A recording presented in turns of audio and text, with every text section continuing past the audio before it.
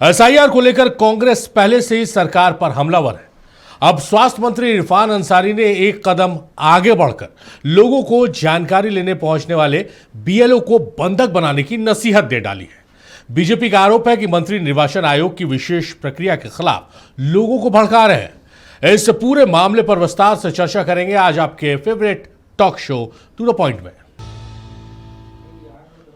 तो झारखंड में एसआईआर को लेकर सियासी बवाल मच गया है। खास तौर पर स्वास्थ्य मंत्री डॉक्टर इरफान अंसारी के एक बयान के बाद सियासत गर्मा गई है। मंत्री ने कहा था कि एसआईआर के लिए आए बीएलओ को बंधक बना ले। इस पर बीजेपी ने तीखी प्रतिक्रिया जताई है और चुनाव आयोग ने भी इस मसले पर संज्ञान लिया है। जामताड़ा जिले की नारायणपुर में सेवा के अधिकार सप्ताह कार्यक्रम के दौरान झारखंड सरकार के मंत्री इरफान अंसारी ने एक बड़ा विवादित बयान दे दिया। बिहार चुनाव में गड़बड़ी का आरोप लगाते हुए उन्होंने एसआईआर को केंद्र सरकार की साजिश करार दिया। उन्होंने दावा किया कि वहां एसआईआर लागू होने से 65 लाख वोटरों के नाम कटे, जिसकी वजह से कांग्रेस चुनाव हार गई। इसके साथ ही उन्होंने झारखंड में एसआईआर नहीं होने देने की बात कही और लोगों से कहा कि अगर कोई बीएलओ घर आए तो उसे बंद कर ताला लगा दे। बिहार में 65 लाख सोचिए आप, हमारा वोट को काट दिया। 65 लाख का मतलब होता है 80 विधानसभा छीन लिया हमसे। आपको वोट देने का अधिकार ही नहीं रखा। आपकी नागरिकता छीन लिया, आपको पहचान छीन लिया, आपको घुसपैठिया बना दिया इन लोगों ने। कोई हक समाज में आपको कोई हक नहीं मिलेगा।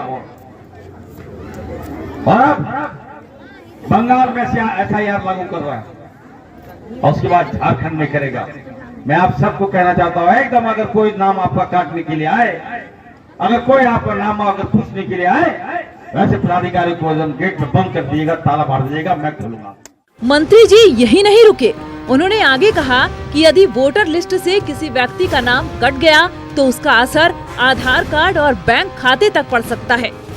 आपका वोट काट रहा है, आपका वोटर लिस्ट से नाम काट रहा है, आपका आधार कार्ड से नाम काट रहा है। जब आप सोचिए, अगर आपका आधार कार्ड से नाम काट देगा तो आपका बैंक अकाउंट भी स्वतः बंद हो जाएगा, आपका पैसा भी लूट लेगा। उधर इरफान अंसारी के बयान के सोशल मीडिया पर वायरल होते ही तमाम वर्गों से प्रतिक्रियाएं आने लगी। बीजेपी नेताओं ने इस बयान को बेहद गैर जिम्मेदाराना और लोकतांत्रिक मर्यादाओं का अपमान करार दिया। दिल्ली में बीजेपी प्रवक्ता ने प्रेस कॉन्फ्रेंस कर सवाल उठाया कि क्या ये लोकतंत्र को बंधक बनाने का निंदनीय प्रयास है या नहीं। उन्होंने आरोप लगाया कि जहां जहां इंडी गठबंधन के दल सत्ता में आते हैं, वहां संविधान की भावना दरकिनार कर दी जाती है। झारखंड के एक मंत्री इरफान अंसारी यह पब्लिकली बोलते हैं कि यदि कोई बूथ लेवल ऑफिसर अर्थात चुनाव आयोग के द्वारा नियुक्त कोई बूथ लेवल अधिकारी यदि केवल तुमसे जानकारी लेने के लिए आए तो उसे बंधक बना लो। मैं पूरी विनम्रता से और दृढ़ता से और कष्ट के साथ पूछना चाहता हूं इंडी गठबंधन वालों से, यह लोकतंत्र को बंधक बनाने का निंदनीय प्रयास है या नहीं। खुलेआम आपके नेता इस ढंग का आह्वान करेंगे जैसा इरफान अंसारी ने किया कि कोई केवल पूछताछ के लिए आए तो उसको बंधक बना लो। संविधान खतरे में है या नहीं। एक बार पुनः देश को ध्यान आता है कि जहां जहां इंडी गठबंधन के लोग सत्ता में आते हैं, संविधान की भावना दरकिनार कर दी जाती है। किसके लिए? कुछ संदिग्ध स्रोतों से वोट प्राप्त करके सत्ता पर कब्जा करने के लिए। वैसे विवाद के बाद मंत्री डॉक्टर इरफान अंसारी ने सफाई दी है और कहा कि मेरा विरोध सिर्फ और सिर्फ एसआईआर को लेकर है। मैंने कहा, देखिए मेरा जामताड़ा है और ये साइबर बहुल एरिया है। यहाँ पर एसआईआर के नाम पर,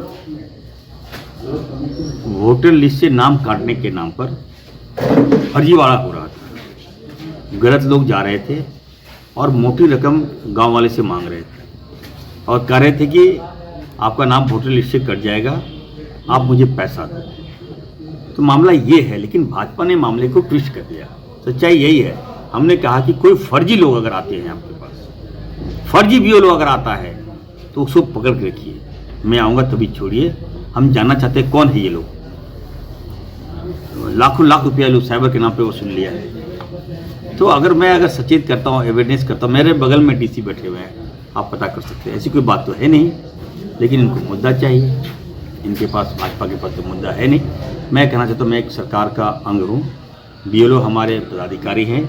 निश्चित तौर पर निष्पक्ष चुनाव आयोग तो हमेशा जांच कराती रहता है, वोटर लिस्ट में नाम तो चढ़ते रहता है, ये संवैधानिक प्रक्रिया है। वो तो उसमें मना कौन कर रहा है? हाँ, लेकिन नकली लोग अगर आएंगे तो मैंने मना किया तो कौन सा पाप कर दिया? लेकिन चुनाव आयोग ने इस पर संज्ञान लिया है और झारखंड सरकार से मंत्री के बयान पर विस्तृत रिपोर्ट मांगी है। आयोग का कहना है कि उनका यह बयान एसआईआर प्रक्रिया को बाधित करने वाला है, जिसे पूरा करना आयोग और राज्य दोनों का संवैधानिक दायित्व है। जामताड़ा से संवाददाता उज्जवल के साथ ब्यूरो रिपोर्ट, नक्षत्र न्यूज। तो अपने बयानों को लेकर हमेशा सुर्खियों में रहने वाले झारखंड सरकार के स्वास्थ्य मंत्री डॉक्टर इरफान अंसारी ने एसआईआर को लेकर एक बयान दे दिया। कांग्रेस एसआईआर का लगातार विरोध कर रही है। एसआईआर को लेकर कांग्रेस के नेता ने पूरे बिहार में दौरा किया, रैली निकाली, रोड शो किया, तमाम तरह के आरोप लगाए। अब इरफान अंसारी एक कदम आगे बढ़ते हुए कह रहे हैं कि भाई अगर बीएलओ आपके यहाँ आते हैं, नाम पूछते हैं, तो आप उनको बंधक बना लीजिए। जब ये मीडिया में ये खबरें आई, ये बयान वायरल हुआ, तो उन्होंने सफाई पेश की। उन्होंने कहा कि फर्जी बीएलओ के बारे में उन्होंने कहा था कि अगर साइबर फ्रॉड करने के नाम से कोई अगर आपके पास आता है तो उसको मैंने कहा है कि बंधक बना लिया जाए। बहरहाल एसआईआर को लेकर झारखंड में बवाल मचा हुआ है, पूरे देश में इसको लेकर चर्चा चल रही है, सियासत गर्म है। इसको लेकर क्या कुछ कहना है तमाम लोगों का, कई सवाल हैं, बहुत सारे लोग के मन में आशंकाएं भी हैं।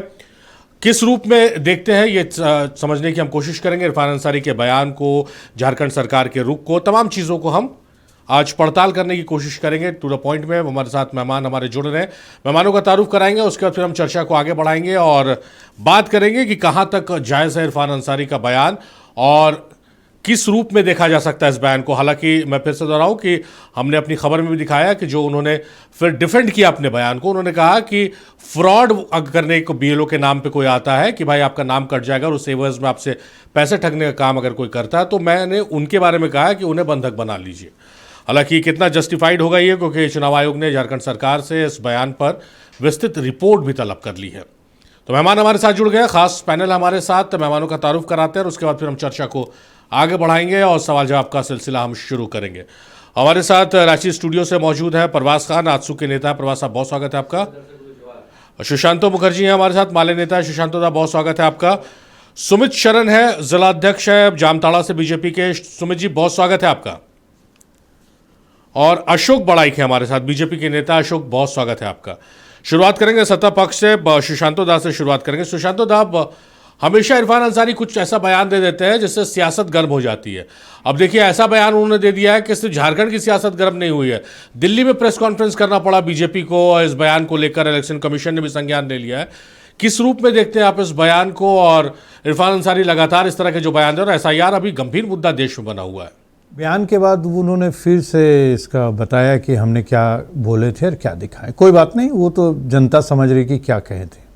दूसरी बात है कि बीएलओ की जो बातें आ रही है, यहाँ तो ऐसी पोजीशन है कि बीएलओ 16 बीएलओ डेथ कर गए हैं पूरे देश में, और तरह तरह किसी का हार्ट अटैक हो गए हैं, कोई कुछ भी कर दे रहे, नौकरियाँ छोड़ देंगे।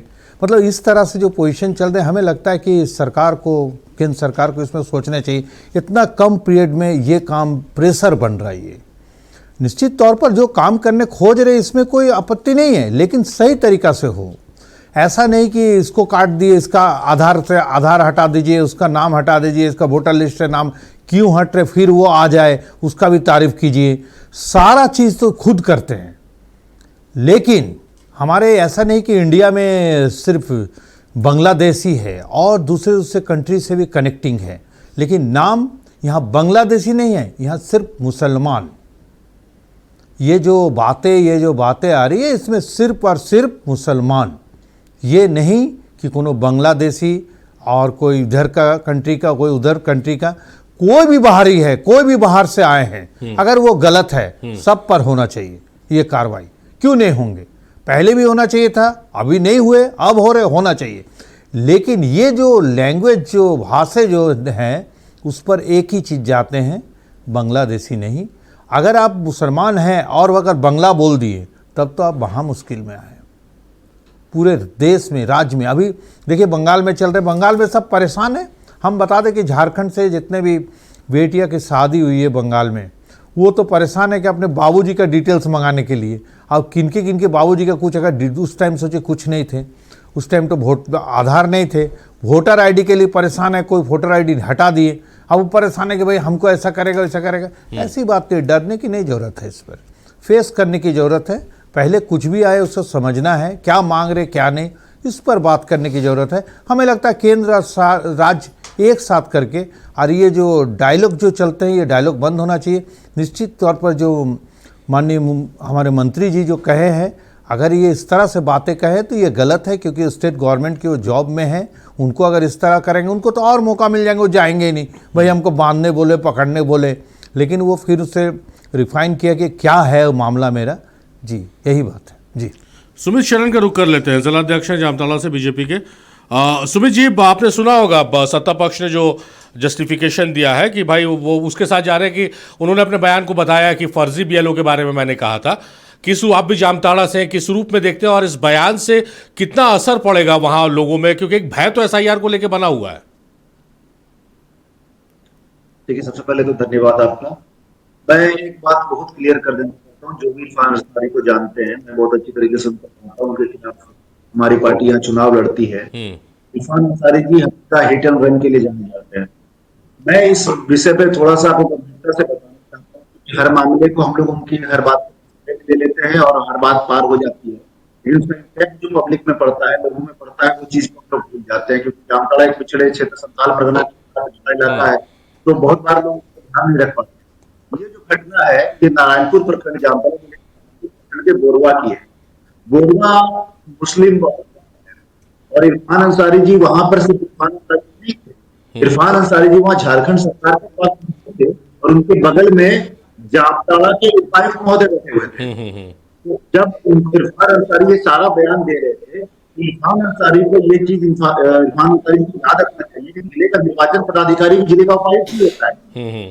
तो अगर जिले के उपायुक्त के बगल में बैठ के जिले के निर्वाचन पदाधिकारी के बगल में खड़े होकर वो ये कह रहे हैं, और आपने पूरा अगर बयान सुना होगा, अगर आपने बाइट चलाया, उसकी शुरुआत में अगर आप सबसे पहले मैंने ही ट्वीट किया था, तो शुरुआत में जाएंगे तो वो उसमें उन्होंने डीसी को संबोधित किया है, डीसी साहब सुनिए, ऐसा उन्होंने कहा।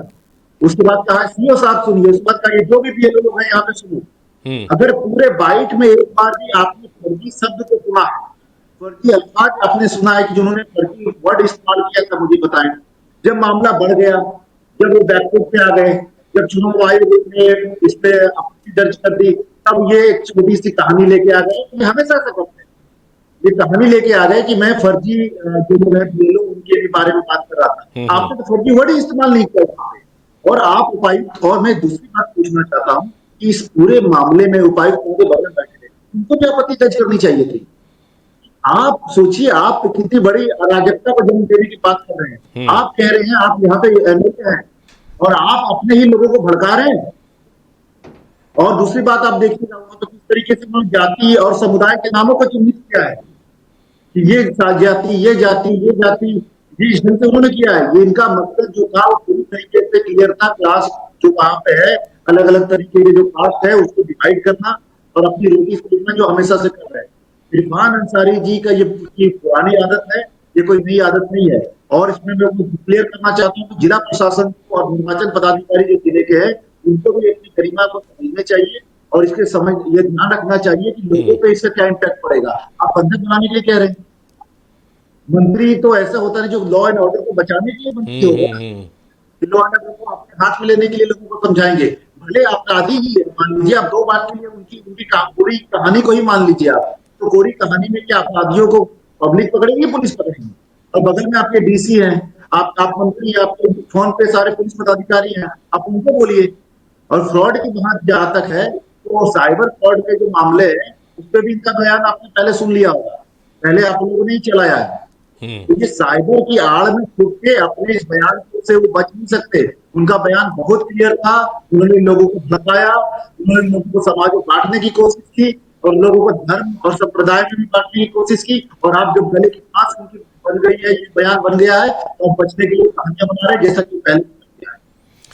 चलिए, तो सुमित जी को आपने सुना है, जिलाध्यक्ष बीजेपी के जामताड़ा से साफ शब्दों में उन्होंने कहा है कि भाई वो रफूगिरी कर रहे हैं पूरे मामले की। उन्होंने साफ तौर पर भड़काने के लिए लोगों को ये बयान दिया है। उनके बगल में जिला निर्वाचन पदाधिकारी बैठे हुए थे, डीसी होते हैं, और डीसी बैठे हुए थे, उनके सामने ये बयान दिया। उसके बाद फिर जब मीडिया ने इस बात को पूछा तो उन्होंने डिफेंड करने की कोशिश की। चलिए सुमित जी, आपका बेहद शुक्रिया, आपने अपना कीमती वक्त दिया, नक्षत्र न्यूज़ को हमें जानकारी दी आपने। और मेहमान जो हमारे साथ स्टूडियो से बने हुए उनके पास लौटेंगे। और अपने दर्शकों को हम ये बता दें कि डॉक्टर इरफान अंसारी कांग्रेस कोटे से आते हैं, और इस डिबेट में पक्ष रखने के लिए हमने कांग्रेस पार्टी को भी इनवाइट किया था कि आप अपने प्रवक्ता या नेता को भेजिए। उन्होंने साफ तौर पर मना कर दिया। ये बताना इसलिए ज़रूरी है कि कांग्रेस के अगर मंत्री बयान दे रहे हैं और कांग्रेस के प्रवक्ता या नेता उसको डिफेंड करने के लिए स्टूडियो में नहीं आ रहे, तो इससे समझा जा सकता है कि वो भी जान रहे हैं कि ये बयान जो है वो गलत तरीके से दिया गया, गलत समय पर दिया गया है और गलत है ये बयान, इसलिए डिफेंड करने वो नहीं आए। बहरहाल बढ़ते आगे, प्रभास साहब का रुख कर लेते हैं। प्रभास साहब, हमेशा से इरफान अंसारी साहब कुछ ऐसा बयान दे देते कि झारखंड की सियासत में भूचाल आ जाता है। एक नया बयान फिर सामने आ गया, हालांकि उन्होंने डिफेंड भी किया है। किस रूप में देखते हैं, डिफेंड जो किया उससे ज़्यादा जस्टिफाइड है या जो मूल बयान है उससे आप जस्टिफाइड है, और क्या है आपकी पहली प्रतिक्रिया इस पर? धन्यवाद इब्राहिम। देखिए, इरफान अंसारी साहब राज्य में शपथ लेके एक स्वास्थ्य मंत्री का भूमिका में है, लेकिन उनकी भूमिका अगर देखा जाए तो एक हास्य और व्यंग करने वाले और इस तरह का कुछ बेतुका बयान देने वाले में से एक पोर्टफोलियो होना चाहिए झारखंड में, उसके ये मंत्री हो सकते थे।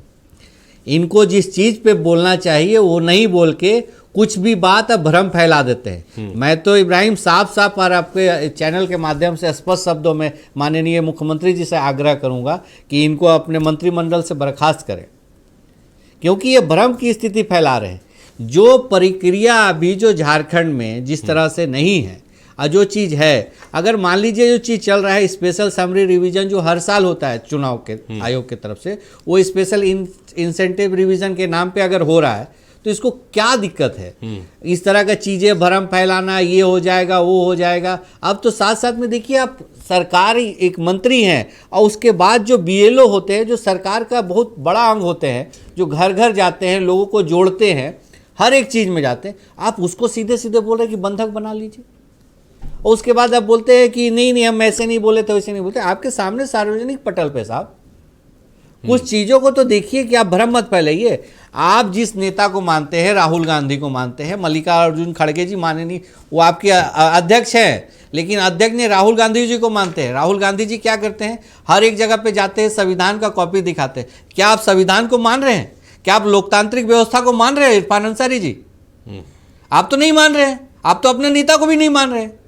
लोकतंत्र में तो कहा गया है ना कि कोई चीज़ में अगर होती है, कुछ ये होता है, तो आप उसके सबूत ला के रखिए। उसमें लोकतंत्र में बहुत सारा चीज़ दिया गया है, लेकिन आप सीधे सीधे उल्लंघन कर रहे हैं। आप जहाँ भी देखिएगा कुछ भी चीज़ आप बोल दे रहे हैं। भाई साहब, मैं तो बोल रहा हूँ कि अभी आप देखिए ना, थैलेसीमिया से पीड़ित बच्चे थे, संक्रमित HIV एड्स का रक्त उन लोगों को चढ़ा दिया गया। ये सब चीज़ को देखना चाहिए, स्वास्थ्य व्यवस्था पे देखना चाहिए। तो कभी ये कुछ बोल देते हैं, कभी साड़ी खरीदने चले जाते हैं, कभी कहीं कुछ और बोल देते हैं। इस तरह का अगर चीज़ों को लेके आएंगे तो झारखंड जो विकास के लेके जो बात हो रहा था, अभी देखे थे माननीय मुख्यमंत्री स्थापना दिवस पे बोल रहे थे, झारखंड को लेके गए थे कि 50 तक हम झारखंड को हम लोग सुदृढ़ बना सकते हैं, मजबूत बना सकते हैं।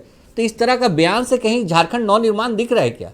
ये तो कहीं लोगों में आप हताशा और लोगों में इस तरह से चीज़ों को आप घोलना चाह रहे हैं। खास करके आप एक समुदाय विशेष को आप डराना चाहते हैं, लेकिन समुदाय विशेष क्या क्यों डरेगा भाई? उसको सब कुछ पता है कि सिटीजन एक्ट क्या होता है। जब यहाँ 1950 से लेके और अभी तक जो 2004 में जो माननीय वाजपेयी जी का गवर्नमेंट में जो पास किया गया था, जो अमेंडमेंट, उसको मनमोहन सिंह जी ने लागू किया था, उसको भी ये नहीं मानना चाह रहे।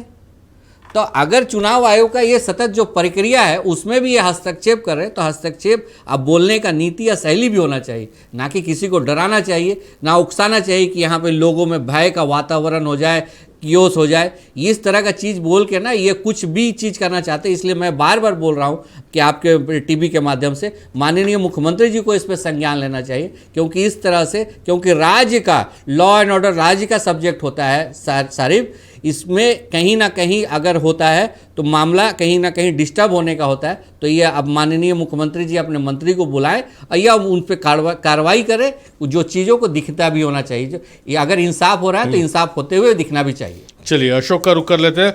अशोक हमारे साथ जुड़े हुए। अशोक, बयान आपने सुना है, बयान का खंडन भी किस तरह से कर रहे हैं वो भी आपने सुना है, किस रूप में देखते हैं? क्योंकि बीजेपी इसको मान रही है कि लोगों को भड़काने वाला ये बयान है सीधे तौर पर। इब्राहिम जी, हम लोग साफ शब्दों में सरकार को हम लोग क्यों बार बार बोलते हैं कि ये बाबा साहब भीमराव अंबेडकर के संविधान के तहत चलने वाली सरकार नहीं है, ये शरीयत कानून के तहत चलने वाली तालिबानी सरकार है। मैं इसलिए कह रहा हूं इब्राहिम जी, क्योंकि इनके एक मंत्री कहते हैं कि हम बाबा साहब के संविधान को दुर्न दर्जा का समझते हैं, प्राथमिकता हम शरीयत को देते हैं। उनके दूसरे मंत्री कहते हैं इरफान अंसारी जी कि हम बीएलओ को बंद करके उसको रखिए, उसको कब उसको बोलते हैं ना, उसको एसआईआर करने मत दीजिए। साहब, आपने संविधान की कस्में लेकर आप विधायक बने हैं, मंत्री बने हैं, और आप असंवैधानिक बातें कर रहे हैं, गैर जिम्मेदार तरीके से बातें कर रहे हैं। देखिए, इरफान अंसारी जी हर बार अपनी पार्टी को, अपनी सरकार को कटघरे में खड़ा करते हैं, लेकिन इस बार ये बोलते बोलते कुछ ज्यादा ही बोल गए हैं, और ये उनकी तालिबानी मानसिकता को बताता है इब्राहिम जी।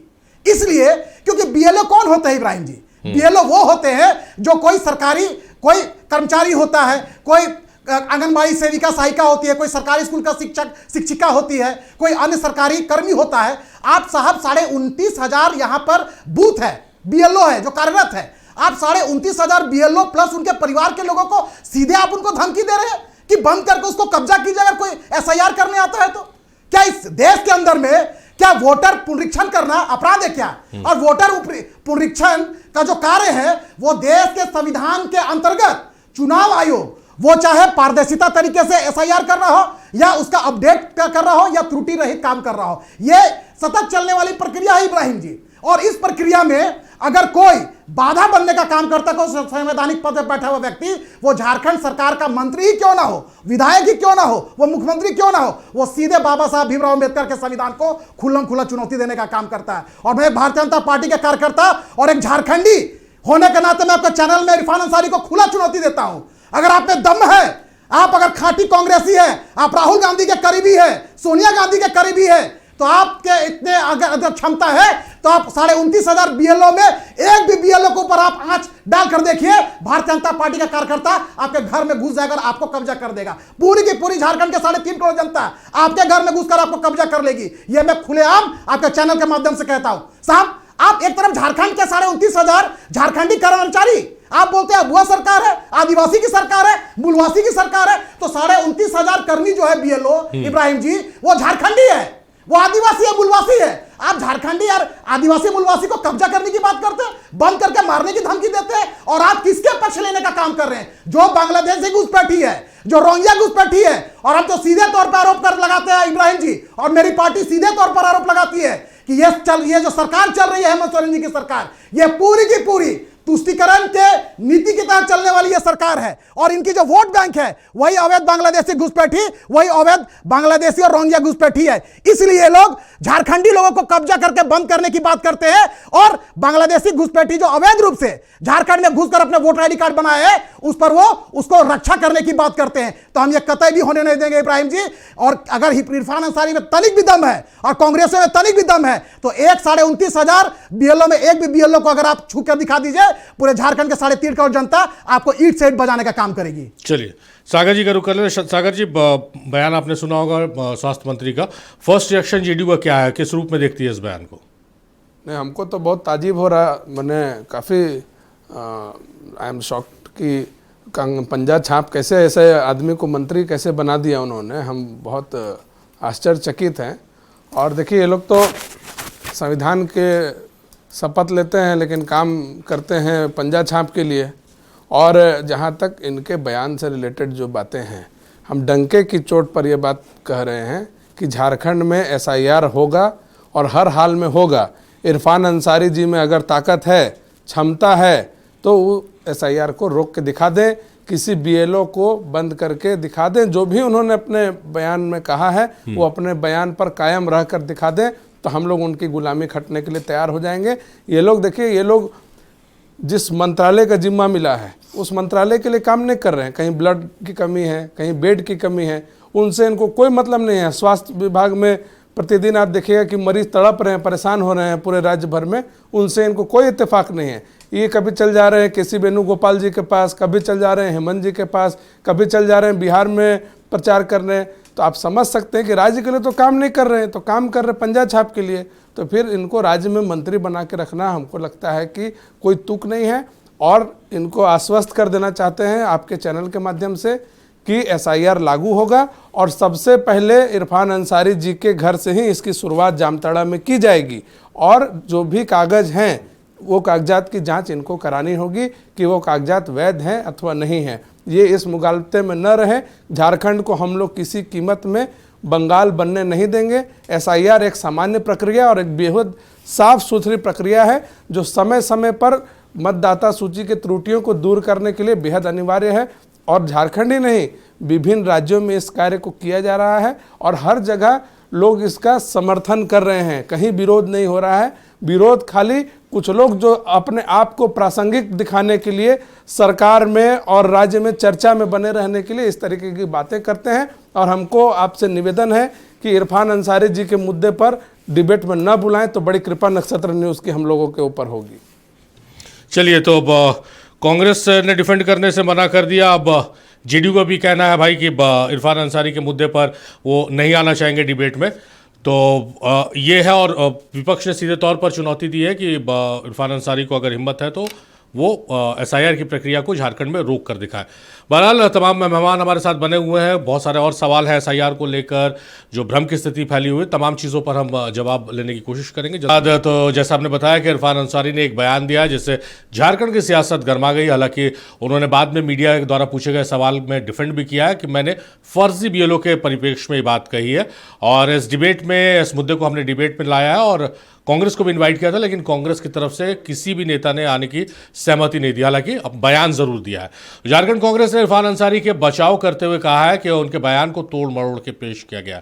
हालांकि कांग्रेस मानती है कि उनकी पार्टी एसआईआर के विरोध में है क्योंकि इसके माध्यम से लोगों को वोट के अधिकार से वंचित किया जा रहा है।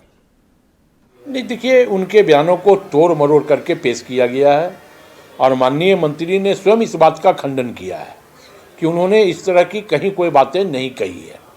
हाँ, लेकिन इतना जरूर है कि हम एसआईआर का विरोध करते हैं। एसआईआर का विरोध हम इसलिए करते हैं कि एसआईआर के माध्यम से चुनाव आयोग इस देश की लोकतंत्र की हत्या कर रही है और हम उसमें सहभागी नहीं बनना चाहते। भारतीय जनता पार्टी की तरह, जिस प्रकार भारतीय जनता पार्टी इस लोकतंत्र को खत्म करने का प्रयास कर रही है, देश के संविधान को खत्म करने का प्रयास कर रही है, एसआईआर के माध्यम से वोट चोरी करवा रही है, तो स्वाभाविक तौर पे इसका विरोध हम करते हैं। तो एसआईआर पर झारखंड के स्वास्थ्य मंत्री डॉक्टर इरफान अंसारी के बयान को लेकर रक्षा राज्य मंत्री संजय सेठ ने कड़ी प्रतिक्रिया व्यक्त की है। उन्होंने कहा कि स्वास्थ्य मंत्री घुसपैठियों का मन बढ़ाने का काम कर रहे हैं। साथ ही अब राज्य के सभी बीएलओ की सुरक्षा का भी प्रश्न खड़ा हो गया है। स्वास्थ्य मंत्री इरफान अंसारी, जिन्होंने संविधान की शपथ ली और मंत्री बने, विधायक बने संविधान की शपथ लेकर, अब संविधान को ही ये धत्ता बता रहे हैं। अब एसआईआर लागू हो रहा है, अब उसमें ये जनता को भड़का रहे हैं। इनका बयान संवैधानिक ढांचा को पूरी तरह चोट पहुंचाना कि बीएलओ आए, कोई एसआईआर लागू करने को अधिकारी आए, घर में बांध लो, ये हिंसा की आग में झोंकना चाहते हो झारखंड को। और आपका बड़बोलापन, हम कह सकते हैं कि लगातार आप जनता को भड़काते हैं। माननीय हेमंत सोरेन जी, इनको अविलंब बर्खास्त करना चाहिए। चलिए, तो मेहमानों के पास लौटते हैं। अशोक का रुख करते हैं। अशोक, जिस तरह से ब्रेक में जाने से पहले आपने कहा कि सत्ता पक्ष का वोट बैंक है बांग्लादेशी रोहिंग्या, इसलिए एसआईआर का विरोध किया जा रहा है, ये तमाम चीज़ें आपने कही है। दो तीन चीज़ आपसे जानना चाहेंगे। पहला तो एसआईआर को लेकर जो भ्रम है, आम जनता में भ्रम की स्थिति है, उसको बीजेपी सत्ता पक्ष क्यों दूर करने की कोशिश नहीं कर रही कि इजी से जो प्रक्रिया वो पूरी कंप्लीट हो जाए? आप ही से सवाल अशोक, और नहीं, पूरा सवाल कंप्लीट कर दिए। और उसका जो लगातार आप लोग कहे, चुनाव के समय भी आप लोगों का घुसपैठियों का मुद्दा था, तो क्या घुसपैठियों की पहचान हो पाई? क्या घुसपैठियों को बाहर निकाला गया? क्या उसका कोई डाटा संख्या आप लोगों के पास है? क्योंकि ये मुद्दा तो लगातार आप लोगों के पास है। इब्राहिम जी, एसआईआर में जिस तरह से बिहार में इसका एक उदाहरण देखने को मिला, बिहार में ये लोग इतने वोट चोर का नारा देते रहे, एसआईआर का विरोध करते रहे। क्या कांग्रेस, आरजेडी और बाकी उनके इंडी गठबंधन के जो दल थे, उनके कार्यकर्ता और नेता को छोड़कर बिहार के एक भी बिहारी जो मतदाता है वो क्या इनके समर्थन में खड़े रहे? जरा एक भी विजुअल्स हमको दिखा दीजिए। यानी इससे पता चलता है जो जेन्युइन मतदाता है उसको कहीं ना कहीं कोई नुकसान नहीं है, और ये सतत चलने वाली प्रक्रिया है। मैं आपके दर्शकों को बता दूं, स्पेशल इंटेंसिव रिवीजन एसआईआर, यानी ये एक ऐसी प्रक्रिया है जो पूरी की पूरी ट्रांसपेरेंसी तरीके से, यानी पारदर्शी तरीके से अद्यतन यानी अपडेटेशन करती है और त्रुटि रहित होती है। यानी ये तीन जो कैटेगरी के तहत ये पूरी की पूरी एसआईआर प्रोसेस चलती है। इसमें क्या होता है, अगर कोई नाम की डुप्लीकेसी जी, त्रुटियां तो हुई ना, बिहार में भी तो एग्जांपल पेश हुआ। नहीं तो वही तो बोले, त्रुटि रहित। त्रुटि रहित हुआ तो ना, जो लोग जीवित है उन्हें मृत बता दिया गया। यानी इतने लोग जो बाहर निकल रहे हैं उसके पास कोई दस्तावेज नहीं है, जो आनंद फानन में पैसा देकर या अवैध तरीके से उस वोटर लिस्ट पर अपना नाम को चढ़ा लिए थे। मैं आपको बता दूं एसआईआर में, ताकि आपके दर्शकों को भी थोड़ा क्लियर हो जाए एसआईआर में क्या हो रही है। अगर कुछ पॉइंट्स की बात करूं तो वो क्या है कि कोई भी डुप्लीकेसी ना हो, कोई भी एक व्यक्ति, मैं तो रांची नगर निगम में पार्षद रहा हूं इब्राहिम जी, और मैं तो एक एक बूथ में जब बीएलओ काम करते हैं तो हम लोग के सहयोग से काम करती है। कभी कभी मैं भी जनप्रतिनिधि रहा हूं, मतलब कभी कभी चौंक जाता हूं कि मैं एक एक घर को व्यक्तिगत रूप से जानता हूं, लेकिन 5 सालों में कभी वो व्यक्ति नजर नहीं आया, उसका वोटर लिस्ट में नाम है। साहब, ये एक उदाहरण मैं अपनी आंखों से देखा हूं। तो ये क्या होता है, जब कोई व्यक्ति एक स्थान से दूसरे जगह स्थानांतरित हो जाता है तो वो दूसरी जगह भी नाम जुड़वा लेता है, और जो पुराने जो नाम है वो भी नहीं कटता है। तो एक वो समस्या है, उसको भी दूर करने की प्रक्रिया है। नहीं, ये तो आप बता रहे हैं कि प्रोसेस क्या है, एसआईआर क्या है, पर उसके लिए जो डॉक्यूमेंट्स मांगे जा रहे हैं कितना जस्टिफाइड है? और उसके बाद सुप्रीम कोर्ट ने चलिए अब आधार कार्ड को वैलिड मान दिया। अब आप ही लोग कह रहे हैं, आप लोगों का आरोप है कि आधार कार्ड अब फर्जी तरीके से आधार कार्ड बनाए जा रहे हैं। जी, ये बताने की आवश्यकता नहीं है, कई लीडिंग देश भर के कई प्रतिष्ठित चैनलों ने दिखाने का काम किया कि देश भर के छोड़िए, झारखंड में किस तरह से आधार कार्ड बनाया जाता है, फर्जी दस्तावेज बनाया जाता है, कई लीडिंग चैनल ने दिखाने का काम किया है, और आप लोगों ने भी अपने चैनल में दिखाने का काम किया है। तो बताने की आवश्यकता नहीं है कि चावल का एक दाना से समझ में आता है कि चावल कितना पका है और कितना कच्चा है। इसीलिए यह बताने की आवश्यकता नहीं कि दस्तावेज बनाने के लिए कितने जो सेंटर होती है, आधार कार्ड सेंटर, जो एजेंसियां, जो प्राइवेट एजेंसियां लेती है, उसमें फर्जी कागजात, जिसका असम से कनेक्शन मिला, जिसका साउथ का मुंबई से कई बांग्लादेशी घुसपैठी पकड़े गए, जिसका कनेक्शन झारखंड के पाकुड़ और साहेबगंज से मिला हुआ है। तो ये इब्राहिम जी आप इसे इनकार नहीं कर सकते हैं, और एसआईआर में डरने की क्या आवश्यकता है? अगर मेरे बाप दादा यहां के हैं, भारत के नागरिक है, मेरा 2003 में नाम नहीं मिलेगा, 7 में नहीं मिलेगा, अरे मेरा खाता खतियान वही कुछ तो होगा मेरा। तो अगर आपके पास कोई दस्तावेज नहीं है, एक पीढ़ी के बाद आपके दादा, आजा, परदादा का कोई इतिहास भूगोल नहीं पता है, तो साहब आप जांच के घेरे में तो आएंगे। मेरे जितने पैनलिस्ट यहां बैठे हुए हैं, अगर कहीं वो मुंबई के रहने वाले हैं, बिहार के रहने वाले हैं, बंगाल के रहने वाले, तो कहीं ना कहीं तो उनका सोर्सेस मिलेगा इब्राहिम जी। तो आप उस सोर्सेस से भाग क्यों रहे हैं? देश के अंदर अगर आप किसी भी जगह के, किसी भी राज्य के, किसी भी कोने के रहने वाले हो, तो वह मतदाता सूची में आपका बाप दादा आजा का नाम जरूर मिलेगा। अगर नहीं है तो कहीं ना कहीं आप जांच के घेरे में आएंगे, और ऐसे लोगों के लिए ही एसआईआर कानून, मुझे लगता है कि इन लोगों को सफाई अभियान के तहत एसआईआर जो यहां किया जा रहा है, यह मुझे लगता है कि देश के आंतरिक सुरक्षा के लिए भी अच्छा सही है, देश के लोकतांत्रिक व्यवस्था जो स्वस्थ रहे उसके लिए भी अच्छा है, और देश में जिस तरह से अवैध घुसपैठियों को, जो लोग वोटर कार्ड के बनाकर अपने वोट बैंक समझ लिए हैं, ऐसे लोगों को भी खुला तमाचा मारने का काम ये एसआईआर करने का काम। चलिए, प्रभास साहब का रुक करते। प्रभास साहब, अशोक से मुझे उस सवाल का जवाब नहीं मिला कि आप लोग लगातार एनडीए एज अ होल, आप लोग लगातार घुसपैठियों का मुद्दा उठा रहे हैं, आप लोग बता नहीं पा रहे कि कितने घुसपैठी हैं, कितने घुसपैठियों को निकाला गया, ये तमाम चीज़ें आप नहीं बता पा रहे। यही सब चीज़ें जो भ्रम पैदा कर रही हैं, तो आप लोग क्लियर क्यों नहीं रख रहे हैं कि एसआईआर को लेकर क्या है, डॉक्यूमेंट्स क्या लगेंगे? क्योंकि जो पहले लिस्ट में 11 डॉक्यूमेंट्स हुए थे, मैक्सिमम डॉक्यूमेंट्स लोगों के पास नहीं होंगे। सारी देखिए, इसमें थोड़ा सा हमको टाइम दीजिएगा। पहला बात कि हम लोग भ्रम नहीं फैला रहे, भ्रम वो आदमी फैला रहा है जो संविधान का ओथ लेके स्वास्थ्य मंत्री है, वो सार्वजनिक रूप से बोल रहे हैं, उसके पार्टी भ्रम फैला रहे हैं। जिस तरह से आपको समझना पड़ेगा सारी, भी इसमें थोड़ा सा एक टाइम दीजिएगा। सिटीजनशिप, भारतीय नागरिकता के बारे में आपको समझना पड़ेगा। देश आज़ाद होने के बाद 26 जनवरी 1950 से लेकर 1 जुलाई 1987 तक में जो भारत में पैदा हुए हैं वो अपने आप नागरिकता में आ गए। लेकिन आसाम एकॉर्ड के बाद 1987 में राजीव गांधी के टाइम में अमेंडमेंट होने के बाद उसमें एक चीज़ आया था, संशोधन हुआ था कि एक विदेशी और एक अगर मान लीजिए भारतीय है तो उसमें बच्चा भारतीय ही रहेगा, उसका सिटीजनशिप है। लेकिन फिर उसके बाद फिर पुनरीक्षण हुआ, इसमें हुआ, फिर संशोधन हुआ माननीय अटल बिहारी वाजपेयी जी की सरकार में 2003-4 में। उसमें ये चीज़ कहा गया कि और थोड़ा कठोर किया गया कि भारतीय नागरिकता किसको मिलेगी, उसमें दोनों माँ बाप भारतीय होने चाहिए, कोई विदेशी नहीं होना चाहिए। जो अटल बिहारी वाजपेयी जी के टाइम में जो पास हुआ था उसको मनमोहन सिंह जी ने उसको लागू किया। अब ये लागू किए जब 1987 में, उसके बाद 2000, वही मैं बता रहा हूँ, 2004 चली जाएगी, हो गया ना, तो सिटीजनशिप तो हो गया। अब 2004 तक में जो लोग हैं सारा कुछ तो क्लियर है। तब उसके बाद एक जो सतत प्रक्रिया आता है चुनाव आयोग का कि इसमें देखना पड़ेगा लोग कब आते हैं जाते हैं। बिहार का ये मुद्दा बार बार उठाते हैं ना कि मतदाता, तो बिहार को ही ना आप सबसे ज्यादा टारगेट बना के बोल रहे हैं कि बिहार में सबसे ज्यादा पलायन की स्थिति है। अभी ना देश गुजरा है कोविड के काल से, कितने लोग मर गए, बिहार में ही तो, बिहार में उस तरह की चीज, बिहार में तो जीवित लोगों को काट दिया गया मतदाता सूची से। मैं विपक्ष का बात को, आरोप को भी देखता हूं और वो भी चीज को मैं मानता हूं कि आप बहुत शॉर्ट नोटिस में आप गए थे। लोकसभा से पहले अगर ये चीज होता, SIR होता, तो एक जिस तरह से SIR से पहले जो रिवीजन होता है, पुनरीक्षण का कार्यक्रम होता है, तो उसमें बात नहीं होती।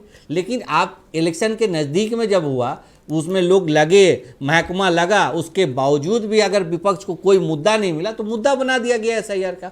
और ये तो भ्रम की स्थिति ये फैला रहे। मैं तो बोला 2004 तक मैं यहाँ पर सारा कुछ क्लियर कर दिया हूँ कि जो नागरिकता को लेके, अनागरिकता को लेके। इसके बाद देखिए विपक्ष की भूमिका कह रही कि आप जो बोल रहे हैं डॉक्यूमेंट के बारे में, तो डॉक्यूमेंट के बारे में ये कितना हाई तौबा मचाए हुए थे। लास्ट में माननीय कोर्ट ने कहा आधार के लेके, तो सब कुछ रहते हुए उसके बावजूद किस तरह से, तो आधार तो अब आप लोग कह रहे हैं कि फर्जी आधार बन रहा है। अब मैं आपके सवाल पे आता हूं कि कितने लोग बाहर गए। भाई इसमें ये आंकड़ा और इस सब के लेके आपको बैठना पड़ेगा। आप एक विपक्ष का भूमिका पे है, उस चीज को आप देखिए, बात कीजिए, लेकिन आप अपने मंत्री या अपने नेता को इतना खुला छूट मत दीजिए कि कुछ भी चीज को वो इस तरह की चीज को भड़का दे, कहीं पे विद्वेष की भावना फैला दे। ये सब चीज नहीं होता है। इस पे आंकड़े वाले मामले में दोनों बीजेपी और आजसू ने मेरे सवाल को टाल दिया सीधे तौर पर। भाई घुसपैठियों का मामला है, घुसपैठियों को लेकर SIR बहुत इंपॉर्टेंट है, जैसा सत्ता पक्ष कहना, लेकिन घुसपैठी आए कहां से? सारी ये आप बोले आजसू ने टाल दिया, भाजपा ने टाल दिया। ये बताइए ना कि ये जो देश का आंतरिक सुरक्षा का मामला है, ये टीवी स्टूडियो में डिस्कस होता है क्या? मैं आपको नंबर्स पूछ रहा हूँ कि फला घर में बांग्लादेशी है। I am asking about the numbers कि हाँ इतने लोग आए हैं, इतने लोगों को हमने बाहर किया। अच्छा, आंतरिक सुरक्षा का मामला नहीं, तो आपने तो देश के सबसे बड़े सदन में कहा कि हमारे पास कोई आंकड़ा नहीं। गृह मंत्री ने कहा नहीं, ये गलत है। बंगाल और बांग्लादेश का बॉर्डर में जो हजारों हजार की तादाद में जो बॉर्डर घुस रहे हैं बांग्लादेश बॉर्डर में भारत से, वो लोग कौन लोग हैं? वो डर SIR के डर से जा रहे हैं, इसलिए क्योंकि वो चोरी छिपे देश के अंदर घुसे हुए थे। तो आंकड़ा बताने की आवश्यकता नहीं है, करोड़ों की तादाद में इस देश के अंदर। तो आपको और नहीं बोलना चाहिए अशोक कि हमारी बॉर्डर इतना क्या इतनी इजी एक्सेसिबल है? जो 70-78 साल इतना इजी एक्सेसिबल है क्या बॉर्डर हमारी? इब्राहिम जी, बड़ा सोचने की बात है। एक मिनट, उनसे ये सवाल पूछनी चाहिए। इब्राहिम जी, राजकीय नहीं, जो राज कर रहे हैं उनसे भी पूछना चाहिए। चलिए, जिन्होंने राज कर रहे हैं अभी 11 साल से है, इस बीच कितने आए कितने गए, इनका आंकड़ा कौन देंगे? घुसपैठिया कितना को किए भाई आप? 11 साल में आप क्या किए? एक मिनट, नहीं भटकाए नहीं, आप सुनिए। इरफान अंसारी का लेके आप बात करना चाह रहे हैं, आप उस पे कंडम आप नहीं एकदम आप सुन लीजिए।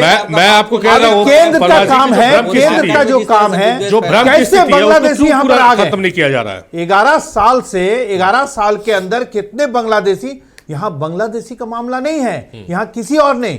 यहां पर एक ही चीज कहना चाहता है बीजेपी लीडर कि मुसलमान आ रहा, दूसरी कोई बात नहीं। तो ये हमको बताइए कि ये सरकार कर क्या रही है, होम मिनिस्टर कर क्या रहे, बॉर्डर BSF कर क्या रहे? उतना भीड़ जो दिखाते हैं कि भाग रहे और आ रहे, तो इसका जिम्मेवार कौन है?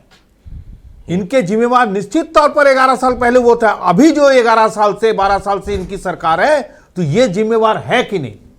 अगर ये जिम्मेवार है तो इसे मानने की जरूरत है कि हमारी गलती है। अगर नहीं मान रहे तो भाई त्रुटि है इनकी, क्यों नहीं मानेंगे? और इरफान जी जो कह दिए उसका वो कटाक्ष भी किए, अपने भी निश्चित तौर पर वो गलत बोले। अगर वो मान लिए ठीक है, ये शब्द नहीं होना चाहिए, क्योंकि स्टेट गवर्नमेंट की वो जॉब में है। कोई भी बीएलओ को अगर चोटें आए, उसके घर के वो नौकरी में जाएंगे, कहीं पर इस तरह से बातें नहीं रखने की जरूरत थी। हमारे माननीय मंत्री जी हैं, ये गलत है। लेकिन फिर भी हम कहना चाहते हैं कि बीएलओ के हाल बहुत खराब है। पूरे देश में हमें लगता है 16 से 17 डेथ कर गए इसी में। इसको भी सरकार को देखने की जरूरत है, केंद्र और राज्य मिलके इसे देखने की जरूरत है। अगर नहीं देंगे तो आगे क्या होंगे नहीं पता। हम देख रहे हैं स्टेट, दूसरे स्टेट के जो इस स्टेट से जो बहने गए हैं, स्टेट से जो वहां शादी हुए, वो परेशान है कि हमको कुछ दो, नहीं तो हो सके हमारे ऊपर भी आरोप लगा देंगे। तो अब झारखंड से खतियान भी जा रहे बाहर, आपको बता दें, बचाने के लिए। तो इसको देखने की जरूरत है। अगर जब तक ये नहीं संभलेंगे, हमें लगता है कि राज्य इस तरह से मुसलमान करके चलते रहेंगे। जी चलिए सागर जी का रुख करते हैं। सागर जी, ये क्यों बताया जा रहा है विपक्ष द्वारा कि राजनीतिक दल खास करके सत्ता पक्ष के पक्ष में मतदाता सूची में कुछ नाम जोड़ने या हटाने के लेकर ये पूरा प्रोसेस लाया गया है, जिस वजह से इसका विरोध किया जा रहा है? ये मैसेज क्यों जा रहा है? देखिए, ये तो कोई पहली बार नहीं हो रहा है इस देश में। पहले भी 2002 से 2004 में भी SIR हुआ था। अभी बिहार में SIR हुआ, 2003 में भी बिहार में SIR हुआ था।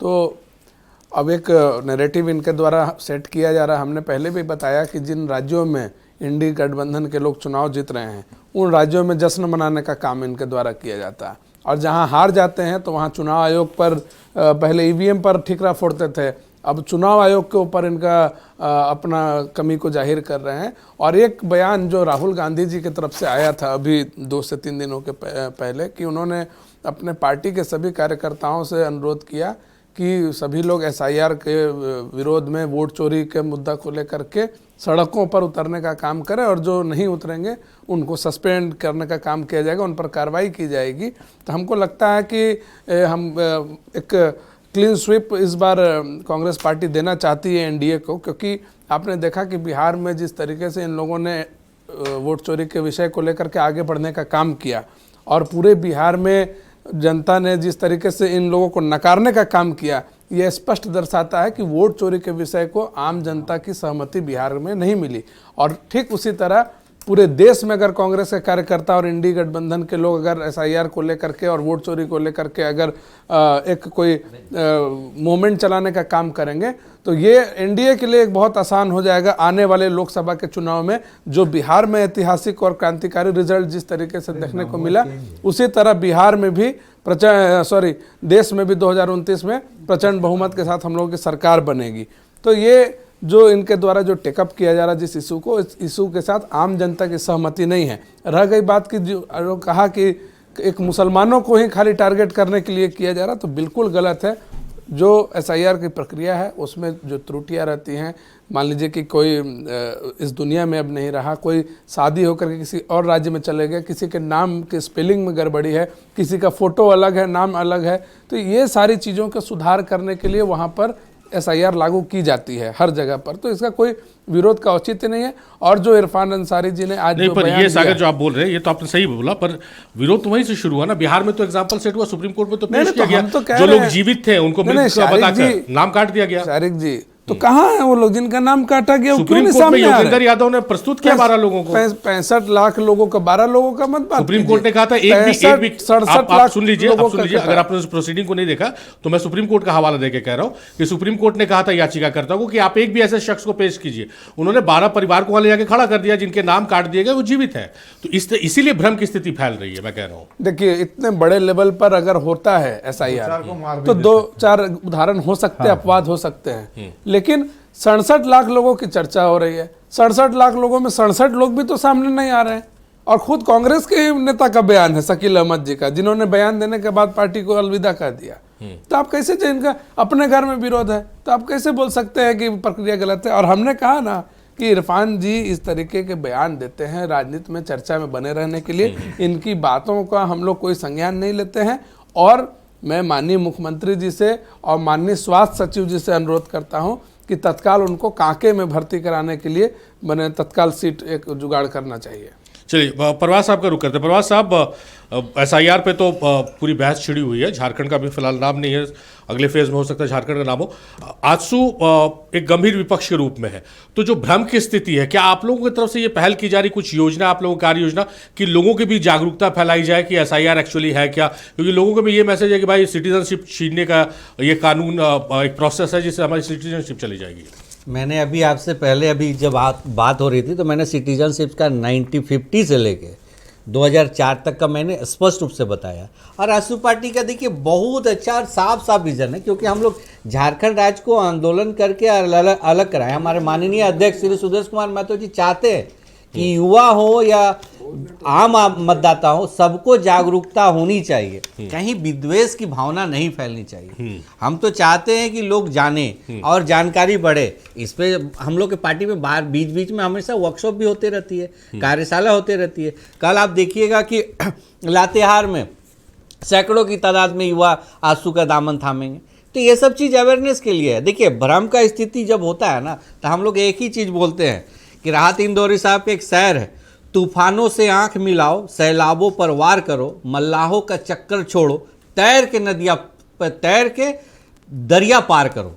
ये आजसू पार्टी हम चाहते हैं कि हर नागरिक को ये चीज़ को समझ में आना चाहिए कि आप खुद एकदम डिपेंड हो जाइए, मतलब क्या बोला जाता है कि अपने से सेल्फ डिपेंड हो जाइए, ताकि लोगों को समझ में आए। और नागरिकता के आधार पे माननीय मंत्री जी ऐसा अगर कोई भाषण बोल दे और इस पे लोग भागने लगे कि कौवा कान ले गया, उसके पीछे जाने से पहले तो अपना कान को चेक करने के लिए जाते हैं। इसी के लिए मैं बोल रहा हूँ कि राहत इंदौरी साहब का ये बात को मैंने अच्छा प्रवास साहब, जो अपने बयान को डिफेंड करते हुए उन्होंने बताया इरफान अंसारी साहब ने, इसकी संभावना से भी तो इनकार नहीं किया जा सकता कि SIR के नाम पर कुछ फर्जी लोग इस तरह से आए कि आपका नाम जुड़वा देंगे या आपका नाम कट रहा है, तो उसको भी वॉच करने की आवश्यकता है। और बहुत ये एक बड़ा मामला हो सकता है, एकदम बड़ा मामला होना चाहिए, खास करके जहां से वो लगातार चुन के आ रहे हैं। इरफान साहब जहां से चुन के आ रहे हैं, जामताड़ा अगर देखा जाए तो साइबर कैपिटल माना जाता है ठगों के लिए, साइबर ठगों। इस पे अगर ठगों के लिए देखा जाए तो वेब सीरीज भी बन चुका है। तो वेब सीरीज बना है, तो इसमें आप सोचिए कि उस जगह को रिप्रेजेंट कर रहे इरफान साहब और वहाँ पे अवेयरनेस नहीं है, वो अपने विधानसभा क्षेत्र में नहीं अवेयर कर पा रहे हैं, और उसके बाद लोगों को इस तरह से बोल रहे हैं, अपने बात को तोड़ मरोड़ कर रहे, भ्रम फैला रहे, तो भ्रम की स्थिति पे नहीं डाले। आज आप देखिए ना कि आप RBI हो, रिजर्व बैंक ऑफ इंडिया हो, चाहे एक आपका समाचार का कार्यालय हो, हमेशा अवेयरनेस के लिए बात करता है। तो माननीय मंत्री जी तो एक संवैधानिक पद पे है, इस तरह की चीज़ अगर वो बोले रहते तो अच्छा बात है, लेकिन वो सभा पे इस तरह की चीज़ बोल रहे हैं कि लोगों आपका बैंक का खाता ले लेगा, ये कर देगा, वो कर देगा। तो कहीं ना कहीं आप वो जो जामताड़ा के ठग थे, जो साइबर ठग थे, उनको एक रास्ता बता रहे हैं, विकल्प भी दिखा रहे हैं कि देखो SIR के नाम पे तुम लोग ठगी कर सकते हो। क्योंकि वहाँ पे तो देखिएगा साइबर ठग अलग अलग तरह का चीज़ें को इसी तरह ढूंढते रहते हैं ना कि कहीं से कुछ लूप निकल जाए ताकि हम उसमें से आपका पैसा को ये डिटेक्ट कर लिया जाए। तो ये सब चीज़ को देखना चाहिए, खास करके स्वास्थ्य मंत्री को इस चीज़ को सोचना चाहिए कि हम कौन सा बात रख रहे हैं, गंभीर बात रखें, स्वास्थ्य पे बात रखें, इतना हेल्थ पे बात करें। अभी सागर साहब भी बोल रहे थे, दादा ही बोल रहे थे कि जिस तरह से अभी भयावह स्थिति है, ठंडा का जो जिस तरह से चल रहा है स्थिति, लोगों रिम्स में आप जाके देखेंगे तो कंबल नहीं है, मरीज बिना बेड के पड़े हुए हैं। तो ये सब पे ध्यान देना चाहिए। तो वो उल जलूल बात करते हैं, कभी साड़ी खरीदने चले जाते हैं, कभी कुछ खरीदने चले जाते हैं, कभी कहीं चले जाते हैं। तो ये सब चीज़ नहीं है, उनको बोलिए। इसलिए मैं बार बार बोलता है कि मुख्यमंत्री जी को इस पे बुला के उनको कम से कम इस चीज़ पे नोटिस लेना चाहिए। चलिए दादा का रुख करते हैं। दादा, एक चीज़ तो है कि इरफान अंसारी जब जब बयान देते हैं इस तरह के, इरफान अंसारी नहीं, पूरी सरकार कटघरे में खड़ी हो जाती है। तो आप लोगों की तरफ से कुछ आगे ये है कि भाई इस तरह के बयानों से बचे, क्योंकि बयान आप दे रहे हैं, फिर मीडिया सवाल पूछ रही, वायरल हो जा रहा है, तो उसका खंडन करना पड़ रहा है आपको, तो इसकी आवश्यकता नहीं है। जी जी, निश्चित तौर पर हम पहले बता दें कि जो रिम्स के बारे थोड़ा से बातें कर रहे थे कि रिम्स में ऐसा कंबल नहीं है। रिम्स में पता है कि जब उनकी सरकार चल रही थी, जिनकी गठबंधन में है, वहाँ पर क्या पोजीशन थे और अभी क्या पोजीशन। एक मिनट देखिए, हम रिम्स में बहुत सिंसियर आदमी, देखिए रिम्स में नहीं बात पीछे का मत नहीं रिम्स देखिए 30 दिन में नहीं हम 30 दिन में आपको लग रहा है क्या प्रवास साहब के पीछे भी यही स्थिति थी? सही बोल रहे हैं। सारिफ एक बात बताइए ना, झारखंड जमीन में चावल झारखंड की स्थिति पे मिला था हमारे माननीय अध्यक्ष जब पथ निर्माण मंत्री थे, तो हर कनेक्टिविटी दिए, रोड सड़क सब दिए। आज मैं बोल रहा हूँ ना, 6 साल पहले ले गए, आपको बुरा लग रहा है। आप 25 साल पीछे ले जा रहे हैं। स्वास्थ्य विभाग है।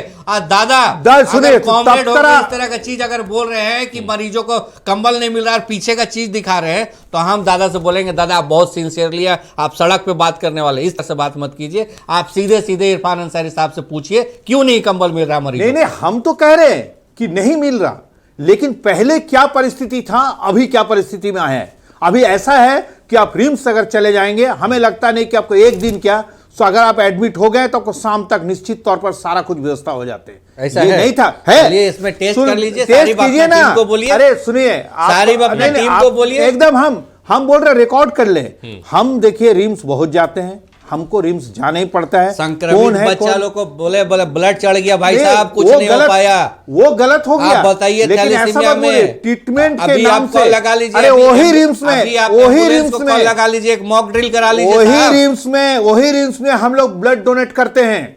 हम लोग खुद डोनेट करके वहां 100 यूनिट देते हैं। कौन देते हैं? कौन सा पार्टी के लोग जाते हैं? सब पार्टी के करते हैं। ना मत बोलिए।